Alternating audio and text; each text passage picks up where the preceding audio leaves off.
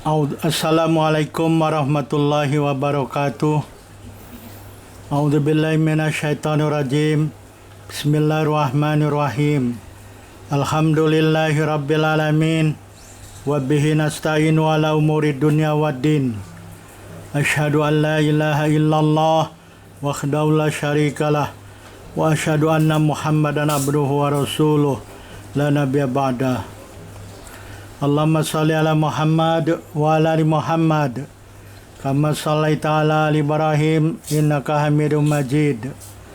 Allahumma barik ala Muhammad wa ala ali Muhammad kama barakta ala ali Ibrahim innaka Hamidum Majid. Subhanaka la ilma lana illa ma 'allamtana innaka antal alimul hakim. Rabbi shrah li sadri wa yassir li amri wahlul 'uqdatam min lisani yafqahu qawli. Amma ba'd. Dalam kesempatan ini saya mengajak dan mengingatkan diri saya sendiri, tuan puan, bapak ibu, saudara dan saudari, untuk kita saling mengingatkan atau saling berpesan dengan kebenaran yang bersumber dari Al-Quran dan As-Sunnah. Tuan puan, bapak ibu, saudara dan saudara sekalian yang dirahmati Allah Subhanahu wa taala, dalam kesempatan kali ini kita akan membincangkan perintah al-isti'adzah dan sebab diperintahkannya dalam Al-Quran. Ibnu Katsir dalam tafsirnya mengatakan bahwa Allah Subhanahu wa taala telah memerintahkan kepada manusia untuk beristi'adzah kepada Allah Subhanahu wa taala dari syaitan dalam 3 ayat Al-Quran, yaitu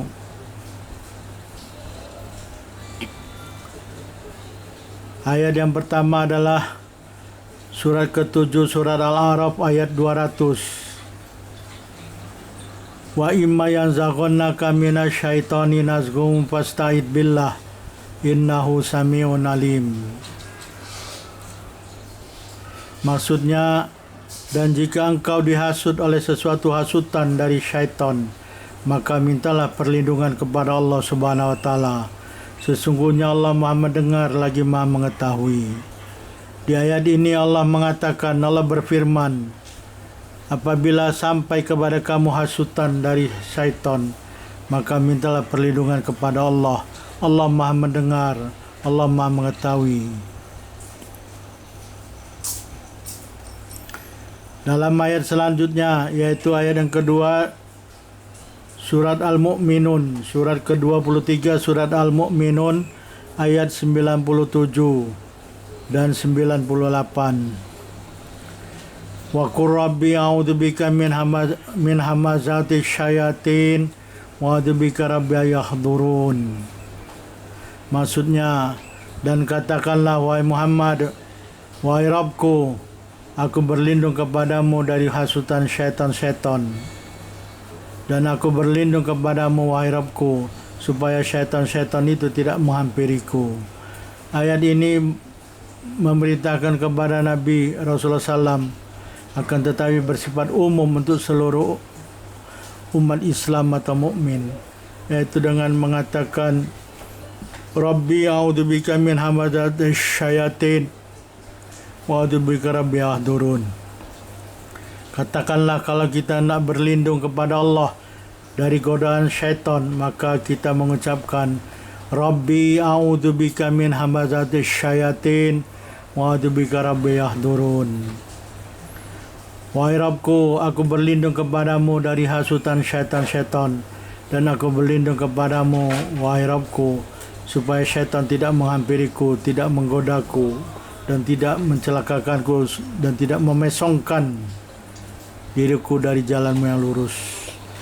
Jadi ta'awuz ini boleh juga digunakan untuk sholat. Ta'awuz dalam sholat, sebelum sholat kita berta'awuz dulu, supaya ketika kita bertakbiratul ihram tidak digoda oleh syaitan. Karena ketika kita sholat, syaitan sangat gemar untuk menggoda dan memesongkan kalbu kita supaya kita tidak khusyuk di dalam sholat. Maka bacakanlah ta'awuz ini, Rabbi a'udzubika min hamazati syayatin wa a'udzubika rabbi yahdurun. Yang ketiga, ayat yang ketiga memerintahkan beristiadzah adalah dalam surat ke-41 surat Fussilat ayat 36. Ini hampir sama tadi dengan yang pertama, yaitu surat Al-A'raf ayat 200. Wa imma yazaghunnaka minasyaitani nazghun fasta'id billah innahu huwas samiul alim. Dalam surat dalam surat Al-A'raf tidak ada innahu, tapi di sini ada innahu. Maksud ayat ini adalah, dan jika engkau dihasut oleh suatu hasutan dari syaitan, maka mintalah perlindungan kepada Allah Subhanahu wa taala. Sungguhnya Dia Allah Subhanahu wa taala Maha mendengar lagi Maha mengetahui. Mengapa kita mesti berlindung kepada Allah Subhanahu wa taala dari syaitan? Dan Allah telah memerintahkannya. Allah memberitahu di dalam Al-Quran kenapa kita mesti berlindung kepada Allah Subhanahu wa taala daripada syaitan. Perkara yang pertama adalah karena syaitan akan menghalangi manusia dari jalan Allah Subhanahu wa taala. Dia akan menyesatkan manusia dari jalan Allah Subhanahu wa taala dan menyebabkan manusia tidak bersyukur kepada Allah Subhanahu wa taala. Sebagaimana firman Allah Subhanahu wa taala dalam Al-Qur'an surat ke-7 surat Al-A'raf ayat 16 sampai 17. Syaitan bersumpah di hadapan Allah. Allah berfirman, qala fa bima aghwaytani laqudanna lahum siratal mustaqim thumma latiyannahum min baini aydihim wa min khalfihim wa an aymanihim wa an syama'ilihim wa la tajidu aktsarahum syakirin. Maksudnya iblis ketika itu namanya iblis, tetapi setelah sesat melanggar perintah Allah, tidak mau taat kepada perintah Allah untuk sujud kepada Nabi Adam alaihissalam, dia aba wastakbar, dia enggan dan dia mengambil sifat kibir, merasa dia hebat, merasa dia agung, merasa dia besar. Aba wastakbar, dia enggan dan istikbar, mengambil sifat sombong, angkuh. Lalu dia menjadi kafir. Dia melanggar perintah Allah Subhanahu wa taala, tidak mau sujud kepada Nabi Adam. Lalu iblis atau syaitan mengatakan, oleh karena engkau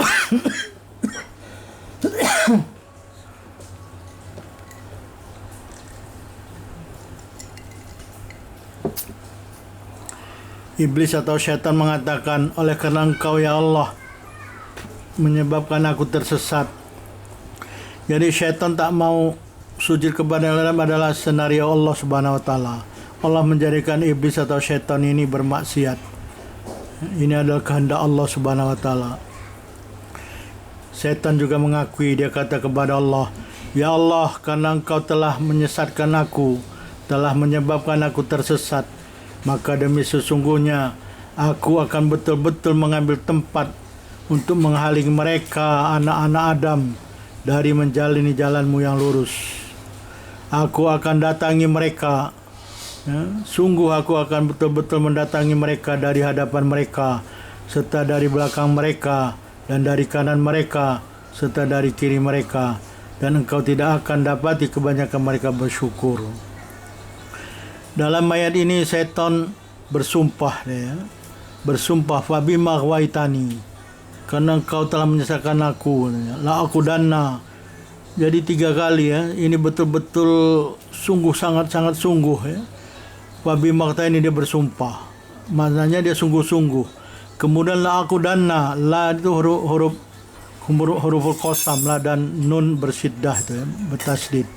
Jadi la aku dana, sungguh aku akan betul-betul mendatangi mereka, aku akan menduduki jalanmu. Artinya apa? Menghalangi. Kalau ada orang duduk di tengah jalan, tak boleh jalan, dia menghalang dia. Tak boleh orang lalu jalan lurus nih. Jadi dia duduk menghalangi umat manusia keturunan Adam.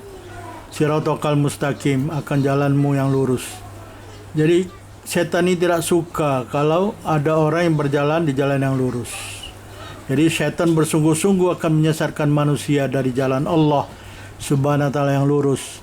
dan dia berusaha dengan sepenuh daya. Di ayat selanjutnya dia mengatakan summa la'tiyannahum, kemudian aku betul-betul akan mendatangi mereka. Ya, manusia mereka akan didatangi oleh syaitan, baik dari hadapan, dari belakang, dari kanan, dari kiri, maknanya dari segala cara. Ya, dari bawah, tapi tidak boleh dari atas, karena dari atas adalah rahmat Allah SWT turun dari atas. Dia tidak berani. Setan ini nggak berani kepada Allah, karena dia adalah makhluk ciptaan Allah. Dia takut. Jadi betul-betul dia akan mendatangi manusia dengan sepenuh daya dan upaya untuk membuat manusia tidak bersyukur kepada Allah Subhanahu wa taala, ya, dan juga terpesong atau tersesat dari jalan Allah, jauh dari jalan Allah.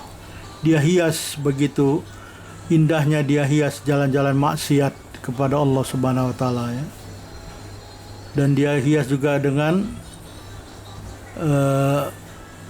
mudah untuk didapat dengan cara mengikuti hawa nafsu. Inilah perkara-perkara yang dibuat oleh syaitan. Yang kedua, Allah Subhanahu wa taala telah mengingatkan kepada anak-anak keturunan Adam, keturunan Nabiul Adam alaihissalam, supaya tidak mudah diperdayakan atau dihasut syaitan. Karena pekerjaan syaitan ini adalah melemparkan was-was, hasutan, supaya manusia tersesat dari jalan Allah. Kalaupun dia beribadah dengan tidak betul, supaya mendapat pujian manusia, supaya riya, supaya ingin didengar, dilihat. Allah telah berfirman dalam surat Al-A'raf, surat ke-7 ayat 27. Ya Bani Adam, ya Bani Adam, la yaftinannakum syaitanu kama akhraja bawaikum minal jannah. Maksudnya, wahai anak-anak Adam, janganlah kamu diperdayakan oleh syaitan, sebagaimana ia telah menyebabkan kedua-dua ibu bapamu, yaitu Nabi Adam alaihissalam dan Hawa, keluar dari Al-Jannah. Ini ulah syaitan, ya. Allah telah mengatakan kepada Nabi Adam dan istrinya Hawa supaya duduk di dalam Al-Jannah, ya. Tapi syaitan dengan segala daya dan upaya dia menyebabkan Nabi Adam dan Siti Hawa keluar dari Al-Jannah dan turun ke bumi. Hakikatnya adalah ini semua senario Allah Subhanahu wa taala. Nanti akan kita bincangkan bagaimana syaitan boleh mengeluarkan Nabi Adam dan Siti Hawa dari Al-Jannah. Yang ketiga, Allah Subhanahu wa taala telah mengingatkan manusia bahwa syaitan adalah musuh manusia. Ini telah disebutkan juga oleh Allah dalam firman-Nya dalam surat ke-35 surat Fatir ayat 6. Allah Subhanahu wa taala berfirman, Inna syaitana lakum aduwwun fattakhiduhu aduwwa innama yad'u hizbahu liyakunu min ashabis sa'ir. Maksudnya, sesungguhnya syaitan adalah musuh bagi kamu, maka jadikanlah dia musuh yang mesti dijauh tipu dayanya dan jalan-jalannya. Sebenarnya dia hanyalah mengajak golongannya supaya menjadi ahli an-nar, ahli sa'ir, supaya menjadi penduduk an-nar. Syaitan ini kerjanya hanya menyebabkan manusia sesat dan masuk an-nar supaya jadi kawannya. Tapi begitu manusia sesat, dia berlepas diri. Dia kata, aku aja takut kepada Allah, ya. Dia takut kepada Allah. Begitu manusia telah kafir, sesat, yang mengikuti jalannya, dia berlepas diri. Inilah pekerjaan syaitan, ya. Jadi jadikanlah syaitan itu musuh. Yang keempat, Allah berfirman dalam surat Al-Kahfi ayat 50, ya. Surat ini adalah surat ke-18 ayat 50. Allah Subhanahu wa taala berfirman, afatattakhidunahu wa dzurriyyatahu awliya'a min duni wa hum lakum adu.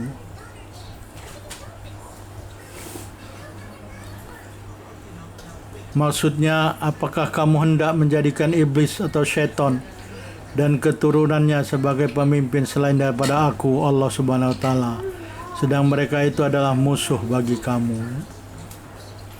Jadi syaitan adalah musuh sejak manusia dijadikan. Begitu Allah menyuruh kepada para malaikat sujud kepada Nabi Adam, dia iri, dengki, dia tak mau sujud. Begitu dilaknat oleh Allah Subhanahu wa taala, dia menjadikan Adam sebagai musuhnya. Dia akan mencelakakan Adam, Nabiullah Adam AS, dengan cara mengeluarkannya dari Al-Jannah.